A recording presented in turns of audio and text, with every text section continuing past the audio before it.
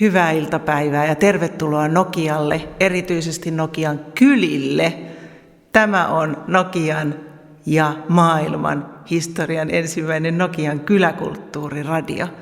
Me tullaan kuulemaan puheenvuoroja, ajatuksia, pohdintoja ja erityisesti unelmia siitä, mitä kylillä voisi olla, kulttuuria, kyläkulttuuria.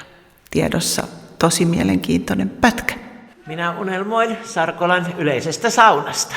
Ja minä unelmoin, että entinen työväentalo avautuisi taas yleisölle.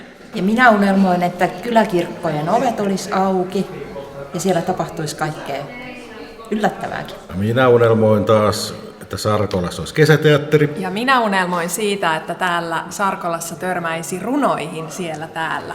Minä taas unelmoin makkaranpaistoretkeilypaikasta, johon pääsisi helposti lähelle autolla. Ja minä unelmoin siitä, että Sarkolan kylä pelastaa maailman ilmastonmuutokselta ja lajikadolta suojelemalla koko kylän ja järven ja koko Nokian ja polttamalla tosi paljon biohiiltä ja muuta hiilensidontaa ja kiertotaloutta. Minä unelmoin siitä, että kaikki tiet tuovat Sarkolaan. Että mä oon unelmoinut tänne semmoista, että tervetuloa Sarkolaan ja tuut toistekin, eli kun sä ajat tämän tien läpi, niin sulle on tervetuloa kyltit hienot tuolla ja taiteelliset ja sitten myös näitä jotain tauluja pitkin kylää, semmoisia hyviä aforismeja tai runoja.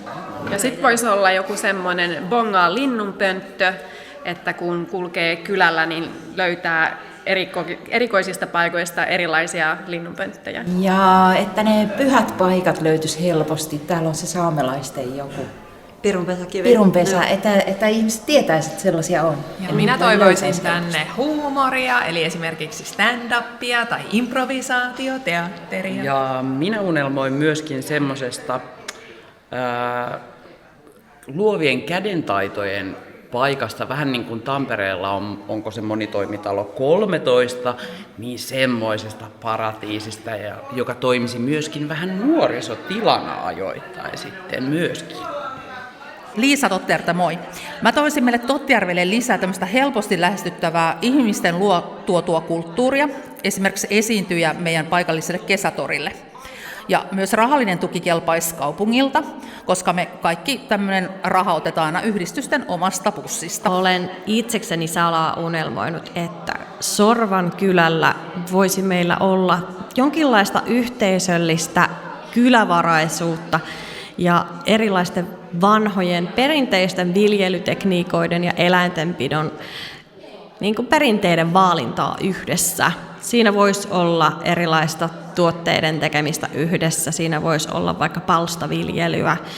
Itse olen aloittanut jo yksin omassa nurkassani pikkuhiljaa, mutta miksipä emme tekisi sitä yhdessä ja vaikka sitten viereisten kylien ja kasvavan lähiseudun tienoon uusien asukkaiden kanssa.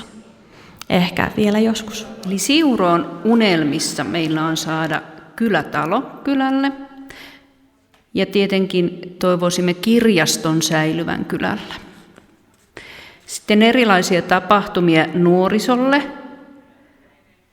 ja senioreille, muistelutapahtumia, joissa saataisiin kerättyä ylös Siuron historiaa ja erilaisia hauskoja tapahtumia menneiltä vuosilta. Ja sitten siihen kirjastoon liittyen tietenkin lukupiiri olisi kauhean kiva saada kylälle pyörimään. Ja sitten talviteatteri. Kesäteatteri on ja toimii hyvin, talviteatteri puuttuu.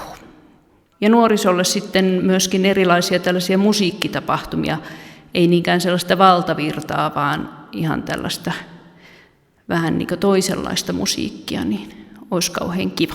Minä unelmoin Sarkolan yleisestä kirjastosta. Sarkolassa voisi olla laulujuhlia. Sarkolassa voisi olla metsäpuutarha. Niin, ja sitten olisi semmoinen metsäreitti olemassa, missä voisi käyskennellä. Semmoinen, että nyt on sellaisia pieniä polkuja, mutta olisi vähän semmoinen selkeämpi merkattu reitti, mistä voisi kaikki kulkea vähän. Mä unelmoin tänne kylälle siis sitä vitsin yleisestä uimarannasta.